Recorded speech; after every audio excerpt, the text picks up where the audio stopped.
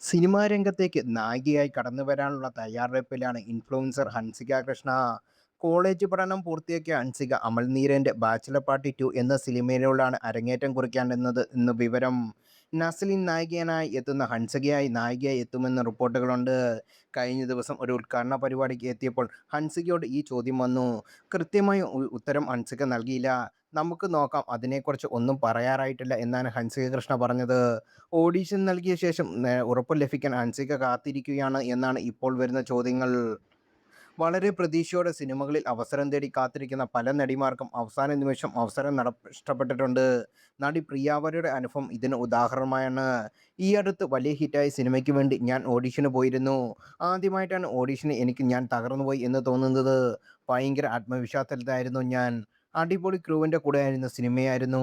3 ദിവസത്തിലെ പ്രിയെ തിരഞ്ഞെടുത്തു എന്ന് പറഞ്ഞ് കോൾ വരികയും ചെയ്തു. ഞാൻ ഭയങ്കര എക്സൈറ്റഡ് ആയിരുന്നു. അവസാന നിമിഷം സ്ക്രിപ്റ്റിൽ എന്തൊക്കെയോ മാറ്റങ്ങൾ എന്ന് പറഞ്ഞ് മാറ്റി. പൂർണ്ണമായും കയ്യിൽ നിന്ന് പോയി. പടത്തിന് വേണ്ടി ഡാൻസ് റിഹേഴ്സലൊക്കെ ചെയ്തു കഴിഞ്ഞിരുന്നു. ഞാൻ വല്ലാതെ തകർന്നു. അത്രയും പ്രതീക്ഷ തനിക്ക് ആ സിനിമയിൽ ഉണ്ടായിരുന്നുവെന്ന് ആ പ്രിയാവരി അന്ന് പറഞ്ഞു.